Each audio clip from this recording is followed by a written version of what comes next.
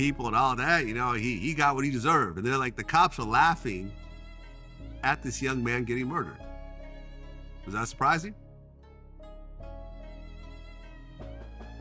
After the tragic murder of Foolio, law enforcement worked hard to track down those responsible. They managed to arrest Isaiah Chance, Alicia Andrews, Sean Gathright, and Rashad Murphy, all connected to the crime, with Davon Murphy being the only one not arrested at that point. But just recently, in a surprising twist, the final suspect in Foolio's murder was captured. The arrest video has gone viral, and this moment marks the end of a long 4-month search for the fugitive. On January 6, 2025, the Jacksonville Police Department made a huge breakthrough, finally bringing the investigation to a close and putting an end to the manhunt.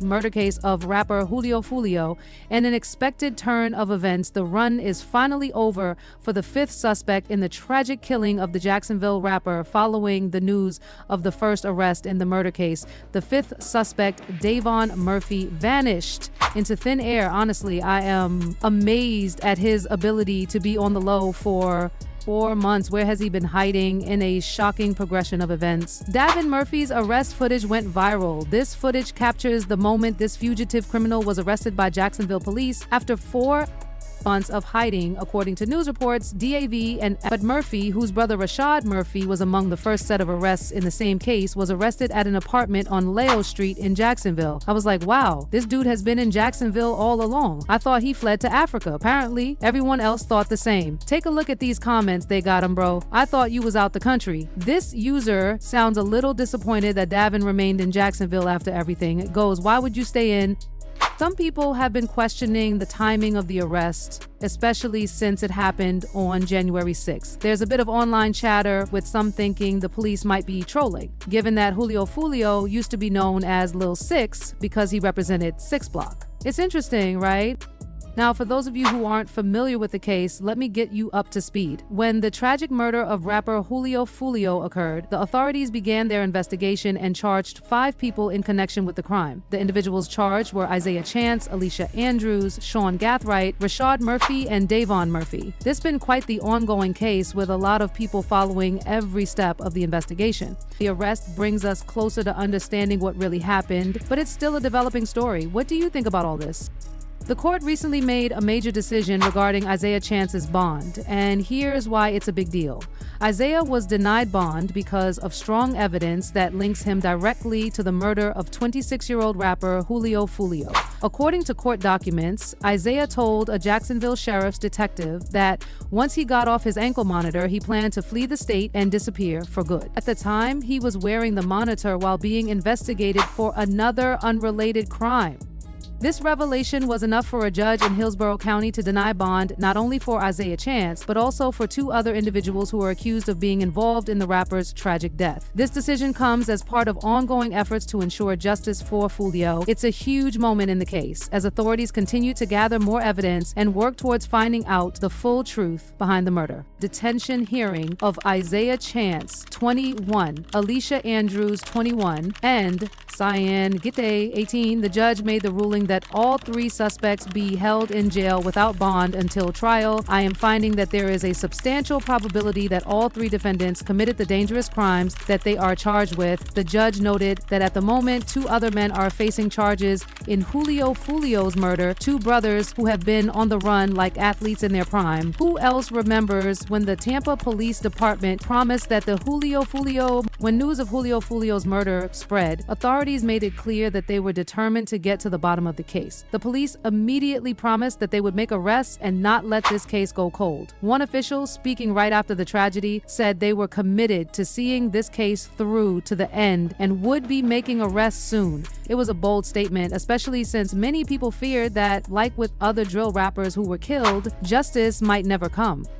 Alicia Andrews, Cyan Gite, and the Murphy brothers Rashad and Davon are now facing life in prison for their roles in the tragic murder of rapper Foolio. The prosecutor made it very clear that Florida law holds everyone accountable even if they didn't actually pull the trigger. If you help plan a murder, you can be held just as responsible for the death, and that's exactly what the authorities are doing. They're making sure everyone involved is held accountable for this crime.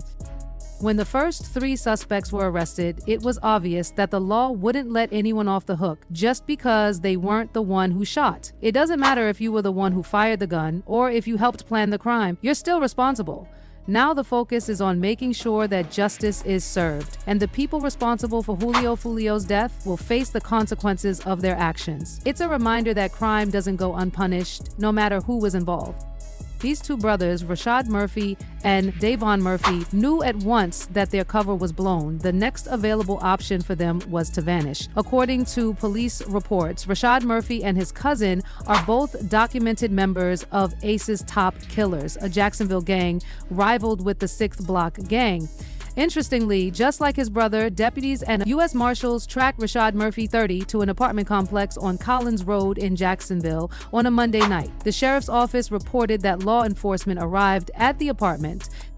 The situation took a dramatic turn when authorities began negotiating with Rashad Murphy around 9 p.m. They also evacuated nearby residents for safety while trying to convince him to surrender peacefully. Despite hours of talks, Rashad didn't give in. After nearly 12 hours of tense negotiations and with no way for Rashad to escape, the sheriff's SWAT team made their move, breaking into the apartment.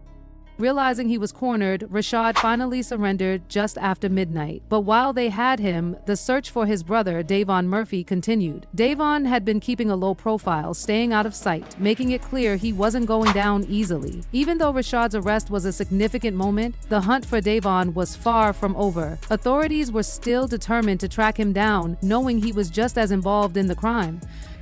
Arrests were made. Investigators believe that Foolio was the target of a well-calculated and thought-out plan in a surveillance video obtained from one of the suspect's home cameras. Investigators claimed Isaiah Chance, 21, and his girlfriend Alicia Andrews, 21, and his killer squad tracked and followed Foolio from Jacksonville to Tampa in a silver Chevy Cruze. More details show that the duo followed the rapper to 2 different locations on the nights of his birthday celebration on June 22nd, surveillance video shows Isaiah Chance at both locations having a phone call conversation. It was later revealed that Chance was communicating with Alicia Andrews' phone, and he was communicating with Sean Geit, 18, who was in a second suspect vehicle, a black Chevy Impala, according to police reports. The other passengers in the black Chevy Impala were the 2 brothers, Rashad Murphy and Davon Murphy. The breakthrough in this case was heralded by the discovery of surveillance video from the holiday in Tampa. Things took a shocking turn when, in a parking lot, the suspects ambushed their victim using rifles. Investigators got a search warrant for the suspects' phones, including one used by Rashad Murphy's girlfriend, and what they found was even more disturbing. The phone revealed crucial evidence that connected the suspects directly to the murder.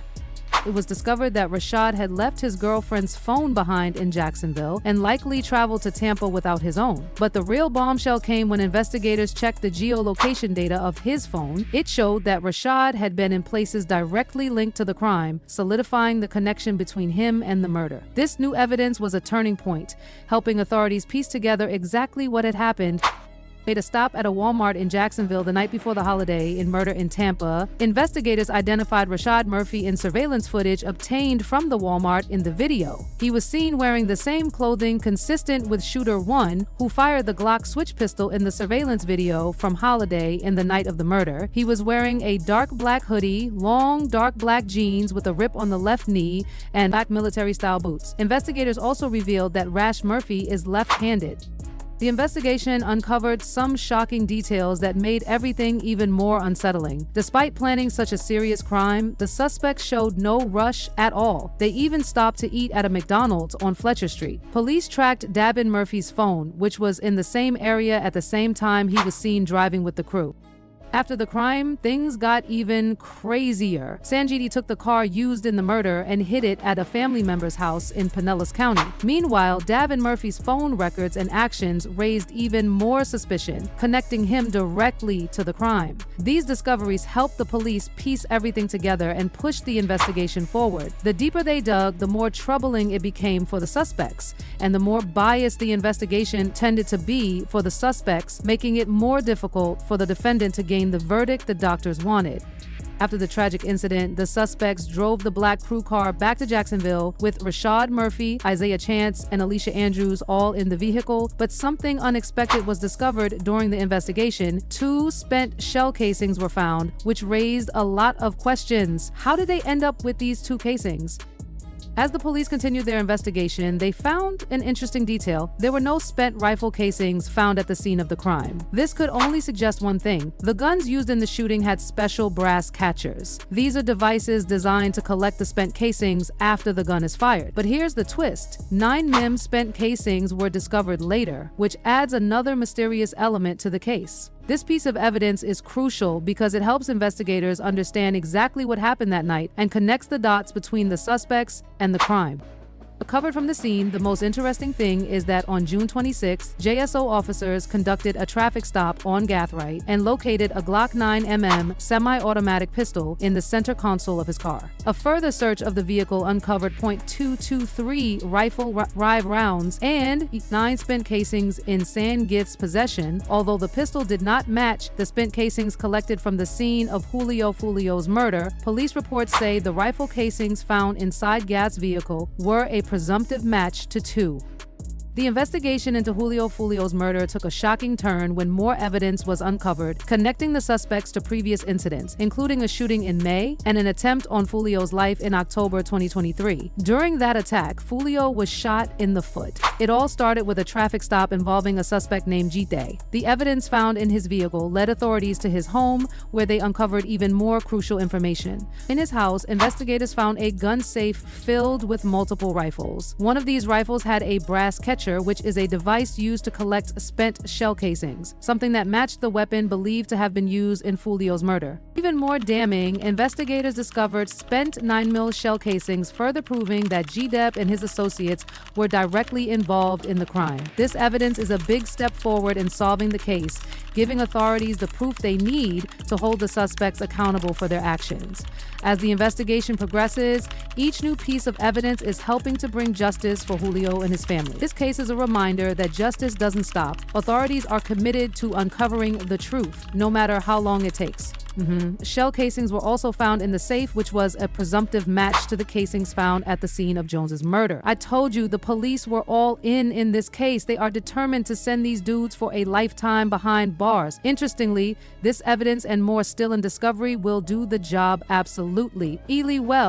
Additional documents showing ring camera video capturing Gathright, Chance Andrews, and Dobbin Murphy at an Airbnb in Tampa, roughly 1 mile away from the scene of Jones's murder, were also discovered. The Airbnb reservation was booked from June 22nd to June 24th under the name Rashad Murphy. It was believed that Alicia Andrews was on Instagram before the shooting, looking for someone to book an Airbnb for them since no one did the squad. Booked the Airbnb in Rashad Murphy's name and paid for it with Gut Zcash app, while Gathright, Chan Andrews, and Rashad Murphy were arrested within a few weeks following the murder. David Murphy just got arrested, ending a 4-month search. And while some people were surprised that the police were able tracking down the suspects in Foolio's murder wasn't as tough as expected. The killers made a huge mistake by bragging about the crime in their songs and on social media. It turns out all the suspects are well-known members of 2 rival gangs, ATK and KTA. This made it easier for the police to figure out who was involved and connect the dots. As they kept digging, investigators discovered that Foolio's death was part of an ongoing gang war in Jacksonville. This battle between ATK and KTA has been going on for more than 10 years, and it's claimed many lives in the process. The violence has caused a lot of pain in the community, with families losing loved ones and the city constantly on edge. The more investigators uncovered, the clearer it became that Foolio's murder was just another sad chapter in this ongoing conflict. This situation highlights just how dangerous gang violence can be and how it affects so many people, not just the victims, but entire communities. It's a heartbreaking reminder of what can happen when violence spirals out of control. It begs the question, do we really need this kind of violence in our society? What about peace and order? BS, ATK, and KTA are perhaps some of the most controversial rap groups in the recent rap history of Jacksonville. These groups have been the harbinger of hell in Jacksonville. Young Gene Ace is the front line of one of the most dangerous rap gangs in Jacksonville. ATK, ATA means aces. Top killers aim to kill, or in some cases, short for attack. In recent years, most of the crimes in Jacksonville have been attributed to the activities of this rap game, G Aces. Biggest competition and viral in Jacksonville, Florida is Foolio. He has no love for Foolio, and despite the rapper's claims that he never met Foolio personally, their rivalry played a major role in Young Gene's rise to fame. Foolio, also from Jacksonville, was known as one of the city's top rappers and one of Gene's biggest rivals. Foolio was seen as the leader of one of Jacksonville's most dangerous gangs, KTA, which stands for Kill Them All.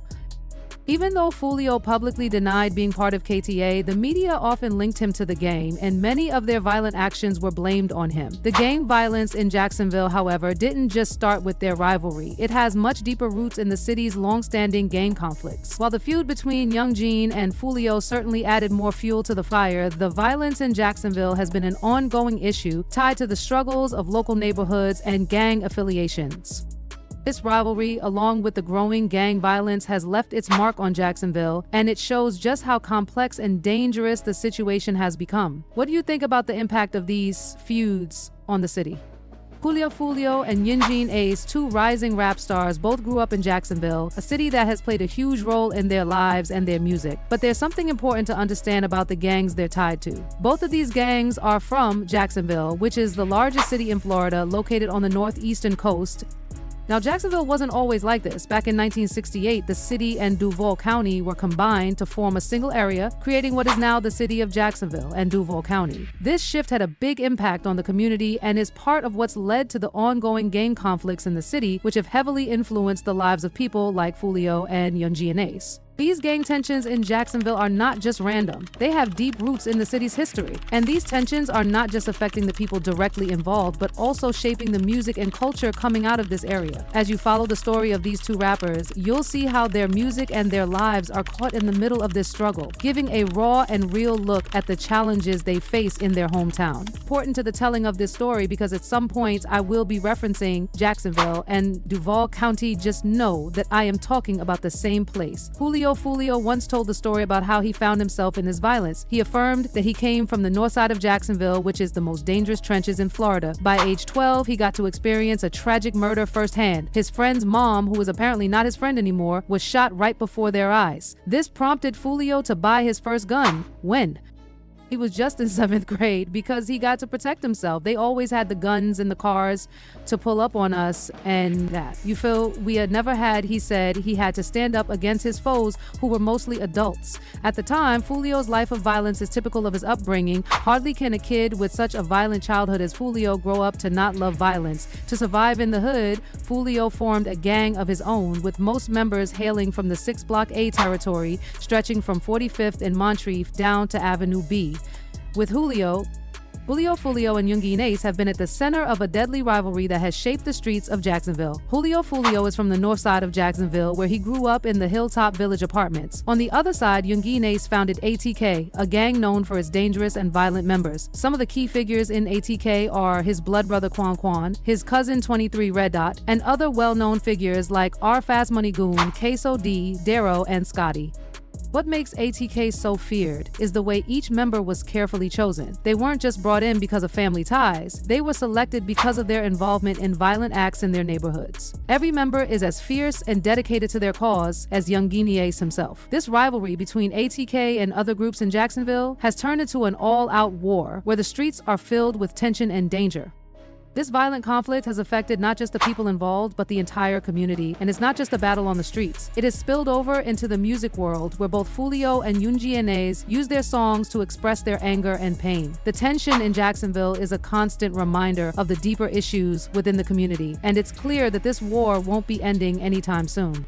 And KTA Youngin A realizes that in order to kill Foolio, he needs an alliance with another gang that is equally dangerous and powerful. Youngin A has then expanded his organization to cover Melbourne Park and the 1-200-0 block there. He allied with the 1200 gang, the top dogs of that area. As you can see, Youngin Ace formed an army with the sole aim of killing Foolio.